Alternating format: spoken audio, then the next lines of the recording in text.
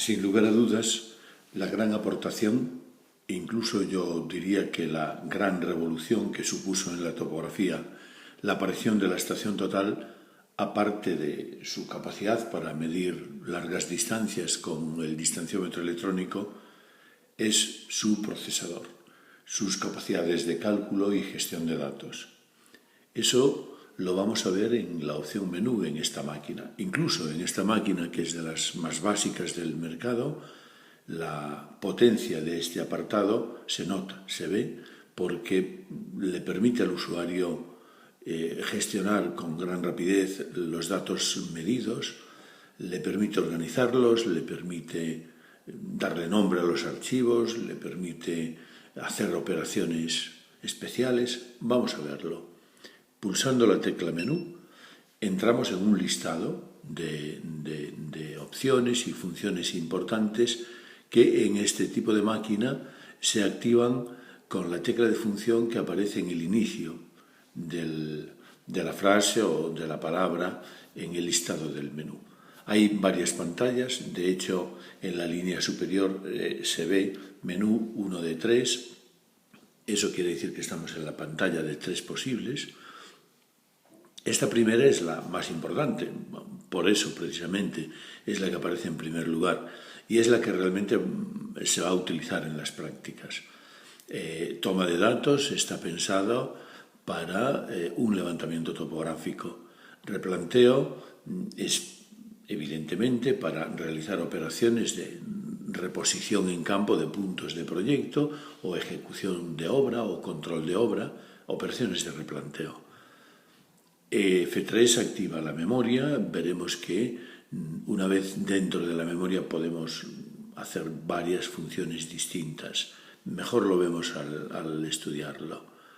Cambiando de pantalla, vemos una opción que es importantísima también, la opción programas, que muchas estaciones totales le llaman funciones especiales o programas de cálculo especial.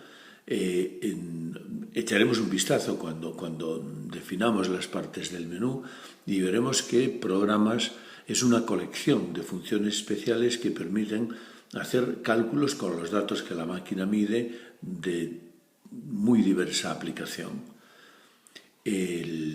La opción F2, factores de corrección, permite establecer valores por parte del usuario para las correcciones tanto angulares como de distancia. F3 para iluminar la pantalla o atenuar la iluminación o incluso anularla. Y cambiando de pantalla tenemos F1 para parámetros y F2 para ajuste de contraste. Ajusta el contraste de la pantalla y dándole más oscuridad de fondo o menos según necesite el usuario. Vamos a centrarnos en la toma de datos. Es la parte primera que el alumno tendrá que utilizar en sus prácticas y es importante que se estudie correctamente.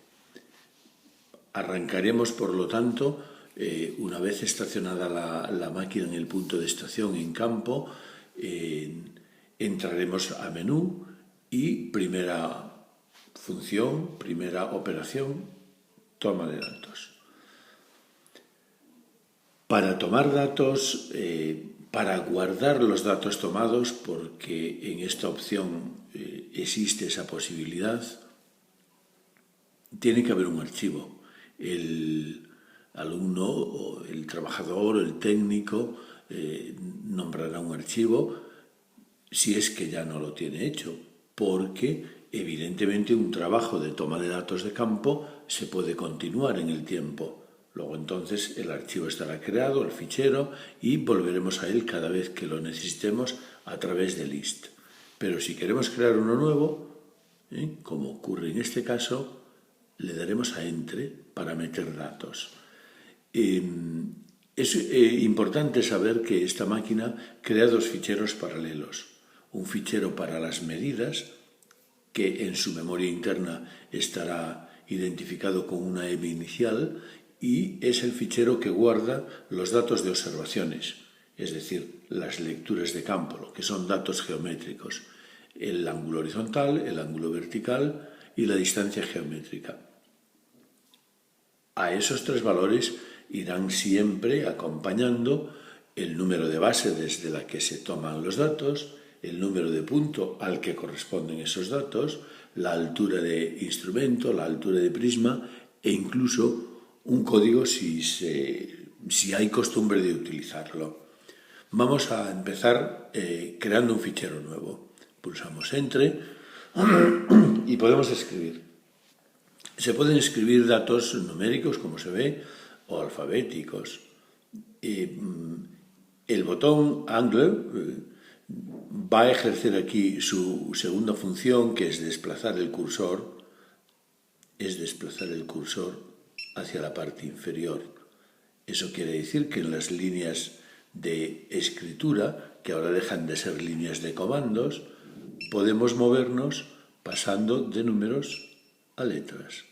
Vamos a llamarle prueba, por ejemplo, a este fichero. Las letras y los dígitos están agrupados enfrente a cada botón de función. Así que si vamos a escribir la P, desplegamos el bloque donde está la P y seleccionamos la P. Desplegamos donde está la R y seleccionamos la R, donde está la U, y así con todos. Es un sistema de escritura, botón de inicialización del distanciómetro en la primera fase que hemos explicado tiene flecha de subida, así que nos devuelve el cursor a la parte de arriba, aunque podemos dar la vuelta alrededor siguiendo bajando. Prueba.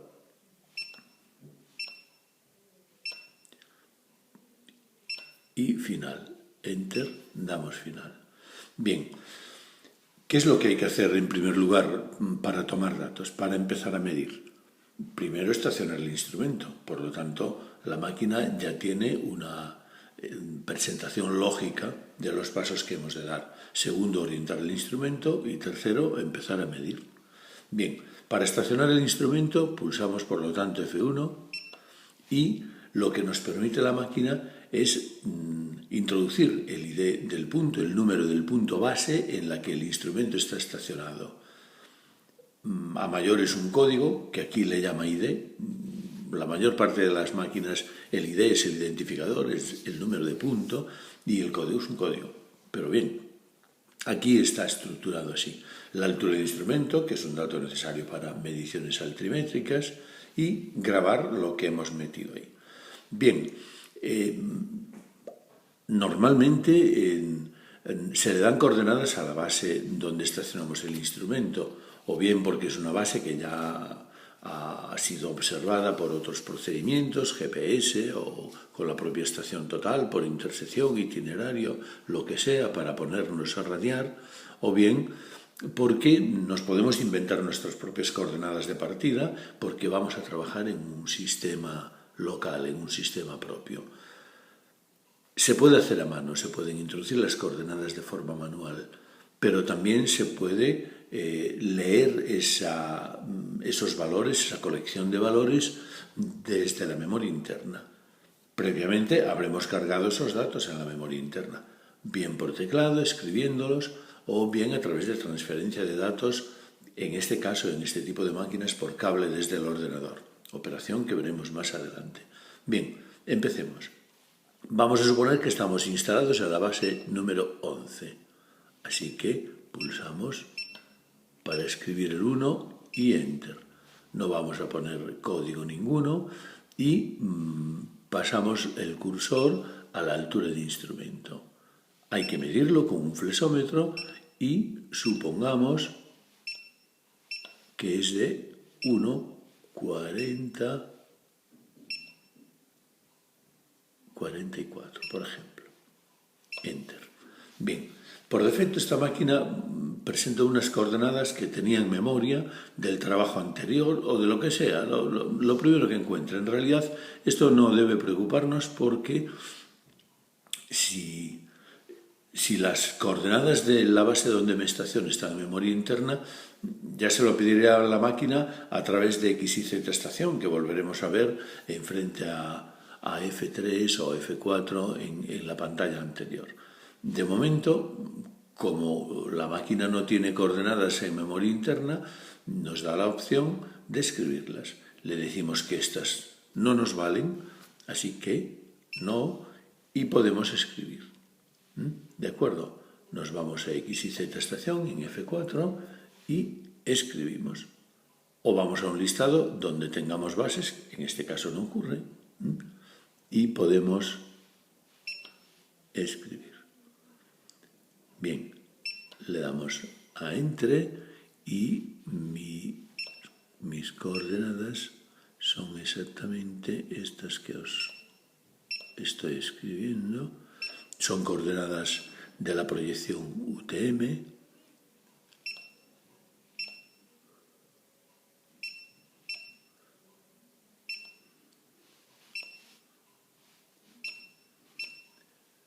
Siempre con 3 decimales. 368. Bien, le damos a Enter, el cursor pasa a la I y 4761 nos valen, por lo tanto podemos avanzar el cursor. Deberíamos poder avanzar el cursor, pero no es así. 4, 7, 6, 1, 031, 0, 3, 1, punto 707, 7, 0, 7. Bien, le damos a Enter y le damos a Enter. Dejamos la Z como está porque nos da igual, ya que no vamos a necesitar datos altimétricos en esta práctica. Así que le damos a Enter. Grabar, sí. Bien, con esto ya queda grabado el punto base con su identificador, el número de punto, con la altura de instrumento y con sus coordenadas. Bien, se han grabado las coordenadas y ahora grabamos el punto de estación. Vale. Bien, vamos a orientar. Para orientar hay que tener un punto con coordenadas, porque una vez que tenemos coordenadas es que hay un sistema de coordenadas. Si hay un sistema de coordenadas hay un norte, y si hay un norte hay que buscarlo. Es prácticamente imposible que el norte esté siempre marcado físicamente, entre otras razones porque en topografía el norte no es un punto. La topografía considera la Tierra plana, por lo tanto el norte es la zona norte. Todos los nortes que vayamos marcando en nuestro trabajo en los diferentes puntos de estación donde instalemos la máquina van a ser paralelos entre sí, no convergentes. Por lo tanto, una marca física del norte tiene poco sentido, eso por un lado. Y por otro lado, cuando se trata del norte geográfico, como ocurre cuando trabajamos con coordenadas UTM, ese norte es invisible. Por lo tanto, necesitamos hacer una visual, un segundo punto de referencia que tenga coordenadas, y la máquina se encargará de calcular el azimut que corresponda a esa visual.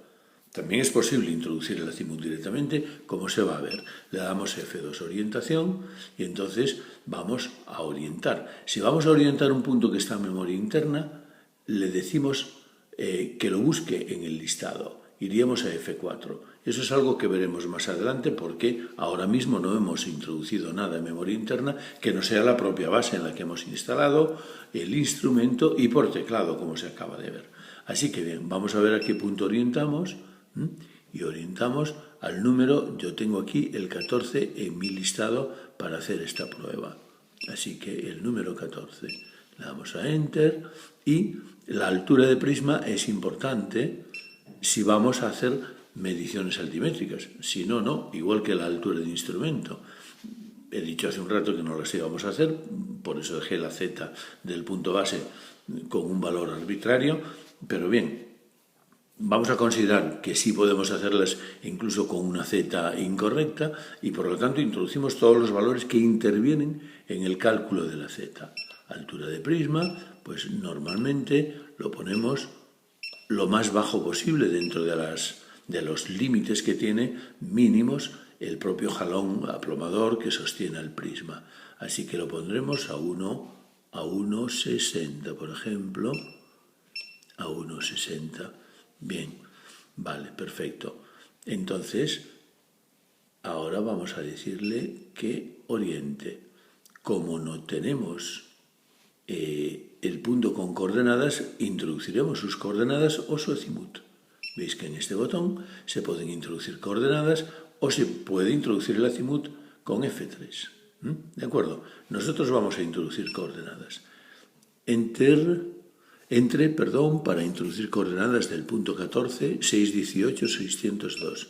618 es el modo menos seguro y más lento de introducir coordenadas. Lo que veremos en otro momento va a ser precisamente el procedimiento de lectura en memoria interna, que es, sin lugar a dudas, el más normal en estos casos porque es rápido y seguro. Damos la I, 4, 7, 6, 1, 0, 20, 0, 20, punto 182, 1, 8, 2. 182, perdón, salimos de aquí. 182. Veis que la tecla escape, que la pulsé un montón de veces en todos los vídeos, nunca dije para qué era, pues tiene básicamente la finalidad de salir de una escritura o de una función o incluso de una pantalla. Aquí el 458, 458.541, 541 y Enter. Grabar sí, queda grabado el fichero los datos de coordenadas del punto de referencia, le damos a Enter para que las asocie al punto 14 y ahora lo que tenemos que hacer es medir. Evidentemente la orientación no es solo darle coordenadas a la estación total para que él calcule un acimut con esos datos, con los datos de las coordenadas de la base donde está instalado el instrumento y con los datos del punto de referencia, sino que hay que hacer la operación física de orientar. Y esa operación consiste en apuntar el anteojo al punto de referencia donde estará el prisma y decirle a la máquina que mida. En el proceso de medir, podemos seleccionar solamente el ángulo vertical o que mida también distancia geométrica para que compruebe si el punto al que se está apuntando es correcto o no, o bien que mida y guarde solamente a las coordenadas cartesianas. Lo normal es que mida la distancia geométrica, pero una orientación no necesita la distancia geométrica si no hay que hacer una comprobación. Una orientación lo que necesita es el ángulo horizontal, el acimut, que corresponde a la visual que estamos realizando para que el cero quede hacia el norte. Por lo tanto, vamos a optar inicialmente por esa solución.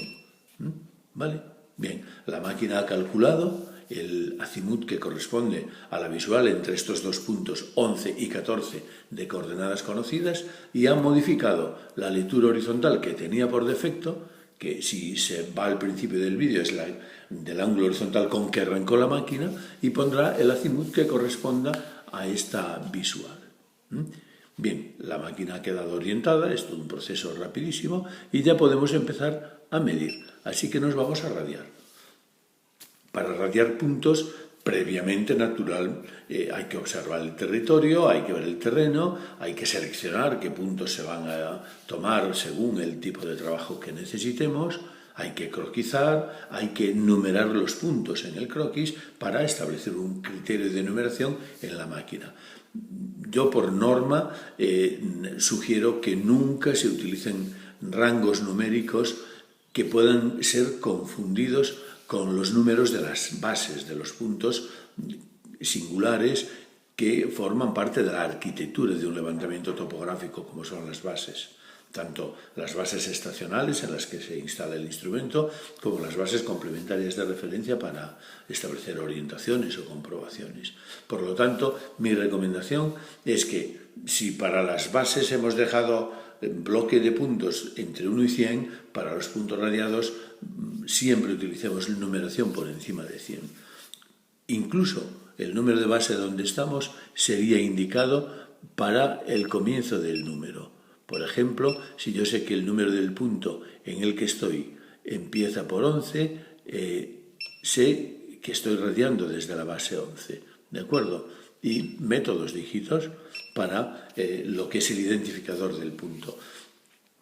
El software de la máquina renumera automáticamente, incrementa de 1 en 1 los puntos, por lo tanto, una vez que empezamos el proceso de radiación, veréis que esto es súper automático.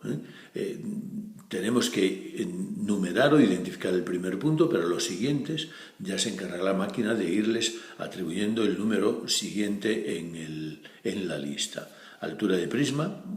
Si no ha variado, dejamos la misma y cada vez que varíe hay que indicar la altura de prisma si estamos tomando datos que necesitemos también para altimetría. Si no, si la altura de prisma para planimetría no tiene mayor trascendencia. Bien, vale, dejamos entonces ese número de punto, no le metemos código ninguno, la altura de prisma ya está y podemos optar para medir por 2 opciones. Una, darle a MIDE, que es F3, que medirá los datos y los presentará en pantalla. Naturalmente no tenemos la distancia activada porque en la orientación nos hemos quedado solo con el ángulo, entonces aquí nos pide, activa lo que tenemos que activar para medir, que es la distancia. ¿Vale? Bien, perfecto. Midió y grabó. ¿De acuerdo? Si le damos a todo, mide y graba, ¿de acuerdo? Y como veis va saltando de punto en punto. Bien, lo normal es decirle a la máquina que haga todo, es decir, que mida y que grabe. Cambiamos el prisma de sitio, lo apuntamos y le damos a todo. Eso es lo que hay que hacer en una radiación. Como veis es facilísimo, es muy fácil. El procedimiento para observar un itinerario, que es la práctica primera que se va a hacer, lo explicaré en otro vídeo porque es indispensable conocer el método y el procedimiento de enlace entre las bases y cómo se arrastra la orientación de una base a otra. Eso será en el próximo vídeo. Muchas gracias.